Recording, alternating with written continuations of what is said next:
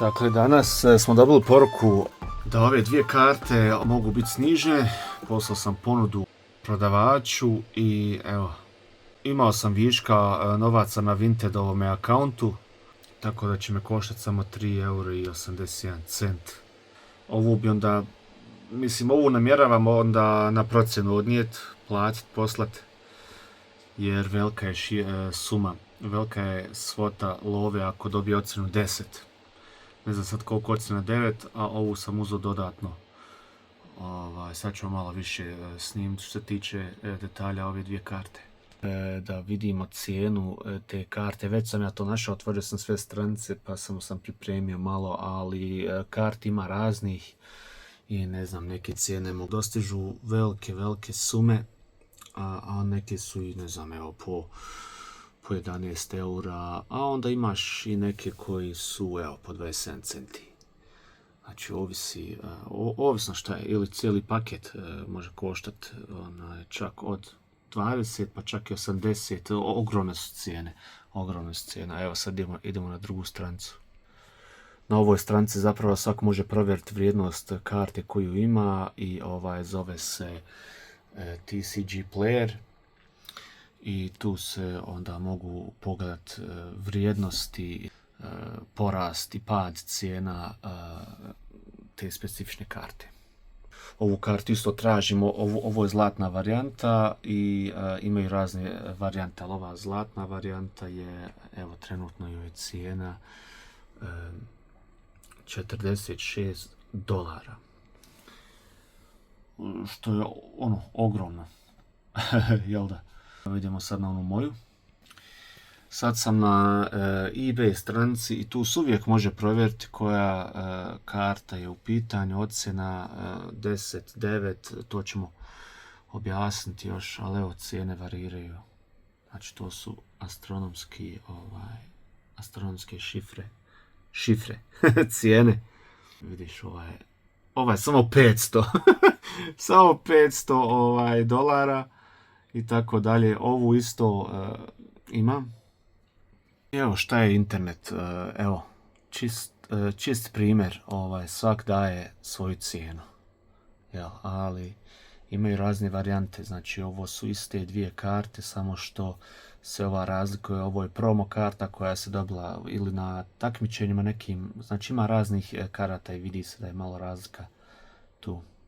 Ovaj je 2,70 €, $2, dok je recimo ovaj stavio cijenu 23. Ovaj je stavio istu kartu, sad ne znam je li ova oštećena ili nije, nekada u opisu napišu je li oštećena ili nije, ovisno kako je ko čuvao kartu, imala grebotina i tako, ali ovo su iste dvije karte, samo što ovaj prodaje za $7, ovaj za 23. Sad nisam otvarao opis da vidimo je li ta karta oštećena ili nije, evo čak ova, evo, 2 eura i tako dalje. Koju sam ja kartu naručio za male pare je ova. A ovako vam izgleda kada se karta odnese na procjenu, znači ljudi, to se plati, jel da se karta procijeni i procjena fora je ta, jel taktika je ta da se karta sa velikim povećalom lupom mikroskopski se pregleda i onda oni procjene kartu i daju joj ocjenu. Znači ovaj prodavač prodaje ovu kartu za evo $270. Možeš sad kupiti odmah. Ocjena je PSA. PSA je jedna od najjačih firmi na svijetu za procjenu, ali uskoro propada, tako da ima i drugih i boljih firmi i onda kad oni procjene, ona se zapakira u jedan plastični oklop, jak vakumirana karta bude i zato je tako skupa. Svi misle šta ovaj budala priča, ali to vam je tako, šta sve nije kolekcionarski. Evo recimo ova karta od Pikachua prodaje se za nevjerovatnih, bila je znači 900 eura i sad je 495 eura. Te karte koje su procijenjene i dobiju ocjenu 9 ili 10, dostižu veoma veliku svotu love i neke karte znaju biti dosta rijetke. U svijetu može imati 4-5 komada tih, evo, ovo sam slučajno sad otvorio i evo, besplatna poštarna, ali je karta, evo, skoro 9.000 američkih dolara. I ja sam našao sebi jednu i ako je budem odnio na procjenu, evo kako bi izgledala. I evo recimo ova karta je, evo recimo mislim je neka vrijednost ovako, vrijedi 15 eura, dok ova recimo vrijedi 65,70. Kad bi se odnijela na procjenu, četverostruko veća cijena za ovu, evo možemo isto i za ovu sad provjeriti isto. I evo ga, znači mi ovu kartu tražimo, koja je vrijednost. Ima više varijanti, ovo je njemačko izdanje što malo manje vrijedi, japansko je možda najskuplje, pa onda englesko. Ali ovu kartu su neki ljudi već dobivali u Hrvatskoj i ovu isto i evo cijene se tu vide. Ova je najvrijednija u toj seriji i kada se procjeni karta dostiže veoma i to se prodaje. Znači i evo ove karte koju mi imamo, koja je trenutno vrijednost znači neki $15 ili eura plus minus. Evo, ali ovisi sve i o kompaniji koja ocjenjuje kartu. Cijena je 35 ovdje. Bolje išta nego ništa. Evo, cijena te karte s ocjenom 10. Ovo isto je jedna druga kompanija koja daje procjenu. Znači tu je nekih 35, 30. I onda kad oni procjene kartu, su cijene znatno i imaju svoju ovu značku PSA u sredini i uvijek su ovako tih boja, dok drugi recimo imaju svoju verziju. Cijene su ogromne, što ne sumnjam da će ona isto biti skupa. Tako da eto, tu je, stoji, pa eto, samo nek stoji. Šta je s ovom? Ok, možda svjetlo sad ne valja, tu ne vidi se. Šta je s ovom kartom koju imam? Inače, ja ne skupljam Pokemon karte, ali ako ima ovih vrijednih, onda eto, nađe se tu i tamo koja. Sad ćemo naći ovu karticu. Umbreon, VMAX i... toliko mjeseci, godina saznaš, jednostavno naučiš neke stvari o ovim kartama i onda eto, pratiš trend, skupljaš i tako. Ovako kako sad kartu držim, vrijedi neki 60-70 eura. A ocjena 10, sad ćemo vidjeti. Kako ja tražim te karte? eBay nam je glavna, ajmo reći, knjižnica, library za pretraživanje, jer tu se ocjene mogu... Ima jedna posebna stranica, to je ona stranica TCG, tu se mogu provjeriti. Ali evo kako, kucam, znači prvo ime Pokemona, kako se zove, Umbreon VMAX. Dakle, Umbreon VMAX, ali mi ukucamo ovaj donji broj lijevo u čošku. Ovaj mali broj tu koji se sad teško vidi, TG23/TG30. Evo ga, tu već je preporučen i stisnemo Enter. I evo te karte, dakle, ocjena 10, vrijednost karte nekih 300, ali opet kažem, ovisi sve o prodavaču. Ovo je ocjena broj 10, najjača ocjena 10 od 10, dok ovaj prodaje za 193, ovaj za 300. Karta bez procjene ovako solo, evo 85. Čak vidiš, znači samo da je 9.5 dobije ocjenu, cijena nije toliko velika, kad bi se dobila ocjena 10, dok PSA za ocjenu 10 daje za ovu kartu 221. I onda jednostavno pratiš kako se tržište ponaša za ovu kartu i tako je, ako je se želiš riješiti, prodaš je ili na eBayu, gdje onda kupac plati sam poštarnu, ili ovdje u grupama na Facebooku. Ima dosta ljudi koji skupljaju te karte, ali evo, cijene variraju, dakle, jako. Sad ako još na ovu cijenu nadodaš poštarnu i to, ovisno sve odakle dolazi, ali evo, to je ta kartica. Eto, malo o Pokemonima, o tim nekim karticama, i onda se ima normalno i radnja za koje se kupuju, znači te folije za zaštitu, tanke folije. i onda se mogu kupiti i ove debele folije, plastika tvrda, da se karta ne može slomiti ako već skupljaš, da tu ima sve svoje. I onda staviš prvo u ovu foliju i onda ovu malo tvrđu i tako je zaštitiš. Se sad zadao o pričanju o kartama i ma samo ko hoće da gleda, ne gleda, ko neće nek ide dalje. I ne znam, ovo je jedna od kutija gdje skupljam. I sad neko ti recimo skuplja, evo ovdje su Dragon Ball karte. Sad recimo neko skuplja i paketiće koji nisu uopšte otvarani. Znači nekad ovaj paketić koji stoji preko 5-6 godina i tako dalje je jednostavno vredniji paketić ovako za prodat nego da se otvori. Zapravo ne znaš koja je karta unutra, sad možeš naći neku kartu unutra koja je 500 eura i mislim ovi će potvarat sve. Ovo je stari mobitel, moj klasični. S ovim mobitelom sam tako moćne stvari snimao, znači ko zna ovaj mobitel, nek se javi. To je bila Nokia sa prvim objektivom, sa prvom kamerom sa 41 megapiksela. Ovaj telefon sam imao možda prije preko 10 godina sače. I tako je dobar bio telefon. Imam ga i sad, nisam ga bacio, ali šta sam ja stavio ovdje? Stavio sam karte. Tu ih ima dosta. Nije nijedan otvoren. To ćemo otvarati. Ovo su Dragon Ball karte. I tu se mogu naći isto karte koje su skupe. S vremenom se ovo skupilo, uzelo. Lana moja mi je znala nekad uzeti to i tako za poklon. I nakupilo se sad. I neki ljudi skupljaju i ovako.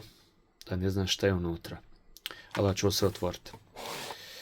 I pa se onda dobiju. Ovo je kartica jedna iz Italije. I ovisno. Jedna kartica može vrijediti 2-3 eura. Pa do, vidio se sad, po 100-200 eura i tako dalje. Bitno je to, znači, sve lijepo zaštititi. I onda i onda zloviš sebi kutiju neku i onda ti to lijepo sortiraš, pakuješ i ako želiš sačuvaj ili prodaj. Imaju nekad neki sajmovi, na Facebooku se karte prodaju, evo sad malo tu. Ne da se hvalim, ovo sam ja s godinama skupio, nisam ja ovo sad odjednom. Evo ko zna Luku Dončića, dok još u Dallas igrao. Jokić, kakav Jusuf Nurkić, Jokić. Wembanyama, isto igrač koji je veoma popularan i njegove kartice su sve do sad skupe. Carmelo, Steph Curry, košarku, znači košarka mi je sve, Shaquille O'Neal. Ovo je jedna posebna karta, čekaj, ovo je jedna posebna karta, jer ima zlatni pečat. Dva od najbolja košarkaša ikad, Larry Bird i Magic Johnson. Evo ova karta, vrijednost ove karte se procjenjuje na nekih 200. 200 eura, jer je numerisana. Što veći broj prema broju 1 je skuplje. A ovo je broj 64 od 88. Znači što si bliži broju 1, to je skuplja karta. Bill Russell nažalost nije više živ i zato ova karta je sad još traženija i tako to. I onda ko prati te igrače, isto Jeremy Sohan, neko skuplja samo njegove karte i znači i on isto vrijedi dosta. Ova mi je baš super. Od Kobe Bryanta tražim, isto skupljam, i LeBron James normalno, jer LeBron James uskoro će završiti karijeru i njegove karte će isto biti drama dobro tražene. I onda ne znam što imamo još tu, Yu-Gi-Oh! Nisam otvorio, ja mislim da ovaj paketić mi ovdje u kutiji stoji, sad će 3 godine. Ili recimo, evo, Star Wars Unlimited, ne znamo šta je unutra, jednom ćemo ga otvoriti. A ovo su sve NBA karte, da vidim evo koja je tu, samo ćemo ovu zadnju pokazati, vidimo koja je to, Chris Middleton. Ima raznih proizvođača, ovo su neke žnje, a nisu žnje, dobre su karte, ali i tu se mogu naći karte s potpisima. Kao recimo što neko ima od Mesija potpis ili Luka Modrić, imaju zanimljive karte gdje možeš dobiti isječak dresa. Nemam još nijednu takvu, ali isječak dresa dobiješ i na toj karti je komadić dresa u kojem je taj igrač igrao i tako dalje. I to su skupe karte, pogotovo Michael Jordan i tako dalje. I onda ja to našareno svašta se skuplja i s vremenom se i kupi koji jaki oklop, recimo ovaj mi je super, i to sam bio stavio kao, na YouTube ja to sve snimam, stavljam, ko hoće nek da pita da mu dam link za YouTube kanal, samo nek kaže. Ova isto skupa karta i onda sam joj kupio što mi telefon ispada. I onda sam joj kupio ovaj omot plastični da se može sačuvati. I evo vidi se kako sija ova karta, te neke karte koje su baš vrijedne imaju različite refleksije i tako dalje i tako dalje. I ništa je ovako stoji kako stoji. I tu su još neki koje su stare karte i kako godine prolaze vrijedit će karte sve više i više, jer jednostavno nema više tih karti na prodaju, jer se više ne printaju. I sad ako neko ima neke karte iz stare 10-15 godina, nek provjeri vrijednost i onda što je očuvanija karta, što je ljepša, to je skuplja.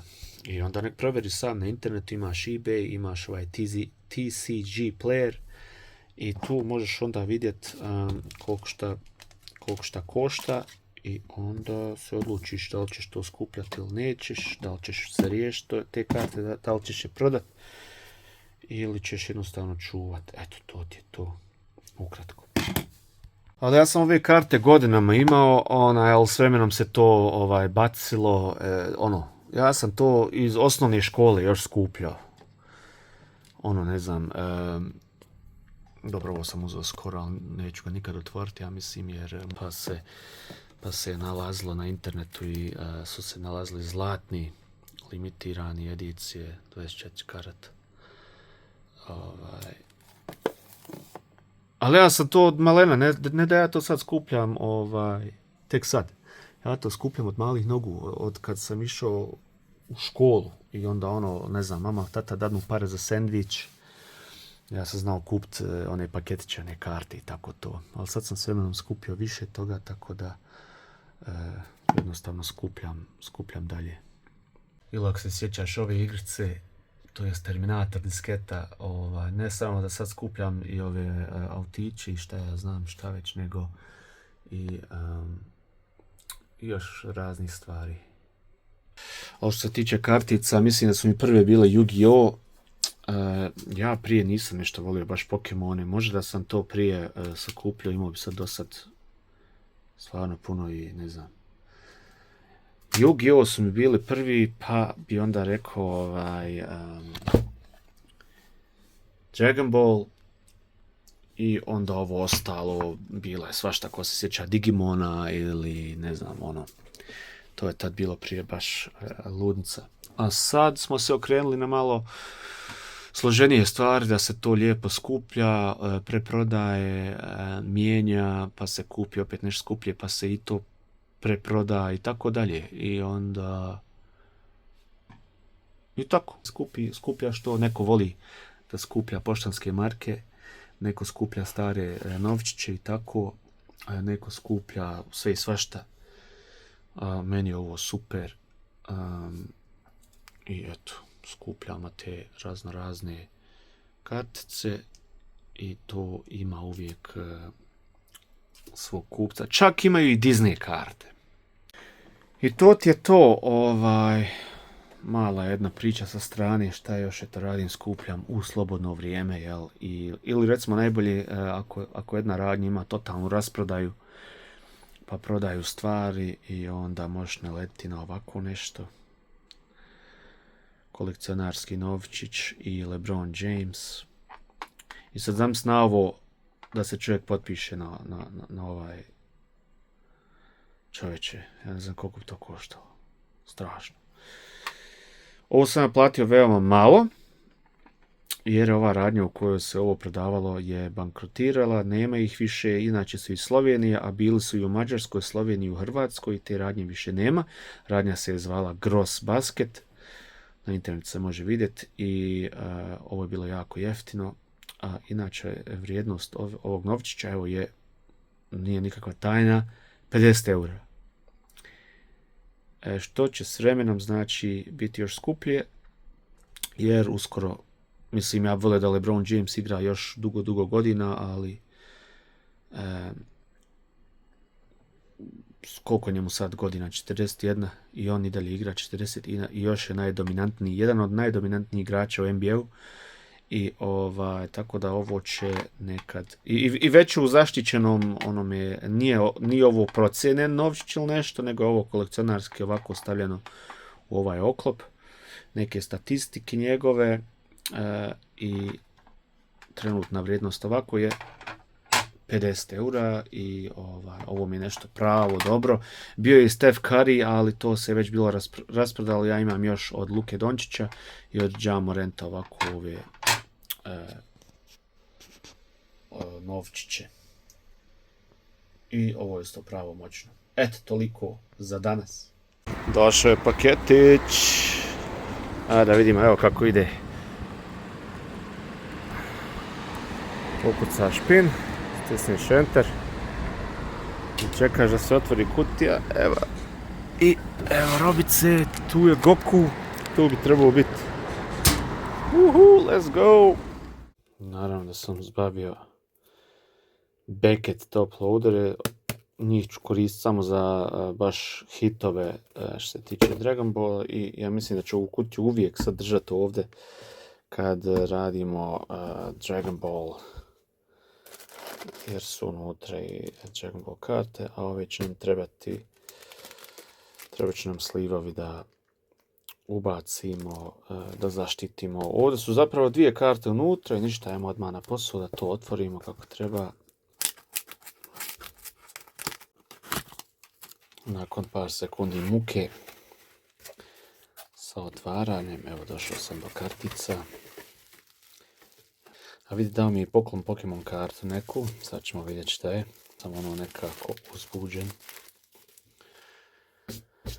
Baš je lijepo upakirao čovjek, svaka mu čast, baš profesionalno. Evo kartice jedne tu. Koju mi je dao ovdje kartu? Aha, možda on zaštitio tu kartu unutra, jednu, evo i jedne tu. Čovječe, dobio sam neki karata, jel? Poklon.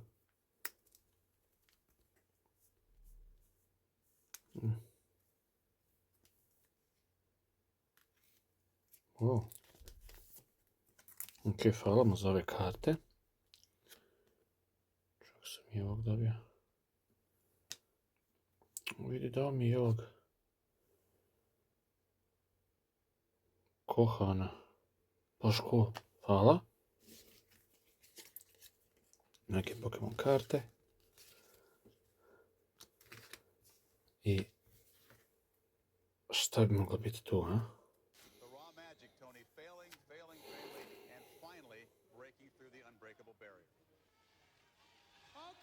Evo je.